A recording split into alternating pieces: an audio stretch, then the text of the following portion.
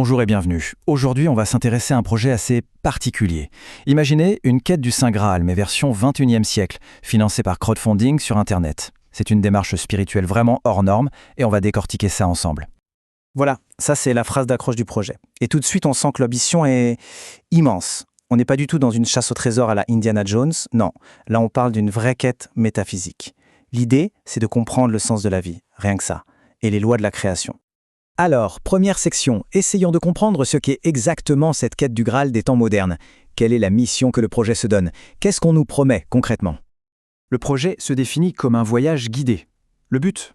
Atteindre la véritable coupe sacrée du Graal. Et attention, ce n'est pas un objet physique qu'on chercherait, mais plutôt une sorte de clé de compréhension du monde, une façon de décoder la création et le plan divin. C'est une promesse assez énorme, il faut le dire. Et un des objectifs majeurs, c'est celui-ci, la restauration de la noble et authentique féminité sur Terre. En gros, l'idée derrière, c'est de transmettre une sagesse qui aurait été perdue ou cachée. Une sagesse où le féminin aurait un rôle central. Un rôle qui, selon l'auteur, a été oublié. Bon, une quête comme ça ne sort pas de nulle part. Alors, qui est la personne derrière tout ça? Qui est cet Eden Zeus? Alors, son vrai nom, c'est Odonou Grégoire Ley, mais il utilise le pseudonyme Eden Zeus. Il se décrit lui-même comme un jeune initié africain qui aurait eu accès aux mystères et sagesse du Saint Graal. Il est donc à la fois l'auteur et le guide dans cette aventure.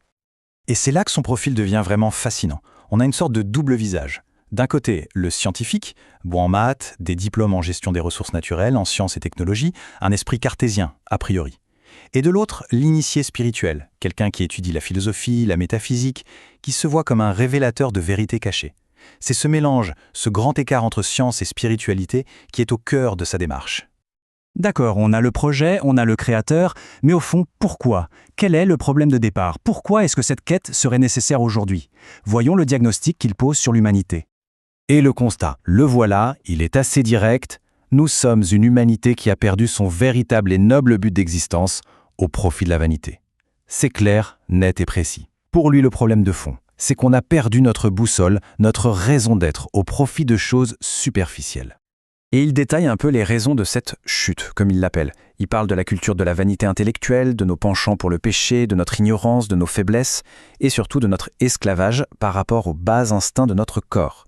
Bref, c'est une critique assez profonde de l'état actuel de l'humanité. Bon, le diagnostic est posé. Maintenant, quelle est la solution?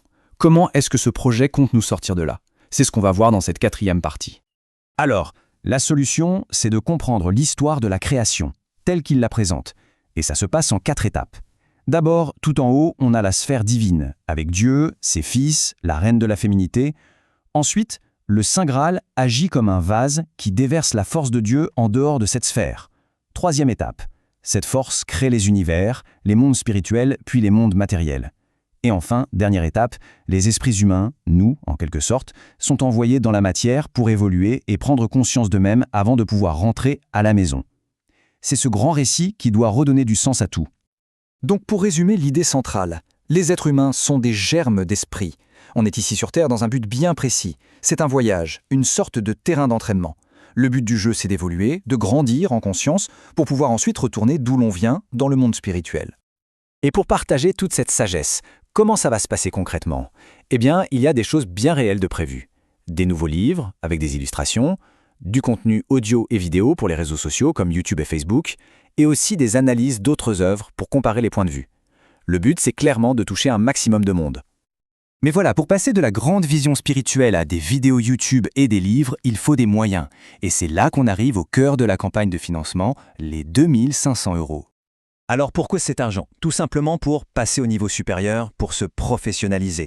Il faut dire que pour l'instant, les outils sont assez basiques. Un ordinateur portable Toshiba qui date de 2010 et un simple téléphone Android. Difficile de faire des contenus de haute qualité avec ça. L'idée, c'est donc de s'équiper un peu mieux. Et les besoins sont très clairs, très transparents. Il s'agit d'acheter du matériel de base, un ordinateur portable plus performant, un Asus ZenBook Pro, une webcam décente, une Logitech StreamCam et un kit micro pour avoir un bon son. Rien d'extravagant, juste le nécessaire pour créer du contenu propre. Ce qui nous amène à l'objectif total de la campagne, 2500 €. C'est le chiffre à atteindre. Une somme qui, c'est vrai, peut sembler dérisoire par rapport à l'ambition de révéler le sens de la vie, mais qui correspond à des besoins très très concrets. Et comment ces 2500 € seraient-ils utilisés? C'est simple, 60%, soit 1500 €, partiraient dans l'équipement pour créer les nouveaux contenus. Le reste, les 40%, soit 1000 €, serviraient à améliorer et promouvoir les livres qui sont déjà autopubliés. Donc c'est une stratégie en 2 temps, créer mieux et faire connaître ce qui existe déjà. Et pour conclure, ce projet est un exemple assez fou de la façon dont les mythes les plus anciens, comme la quête du Graal, peuvent se réinventer complètement à l'ère du numérique et du crowdfunding. Et ça pose une question vraiment intéressante pour notre époque. Comment les grandes quêtes spirituelles, la recherche de sens, s'adaptent et trouvent de nouvelles formes, de nouveaux financements grâce aux outils d'aujourd'hui.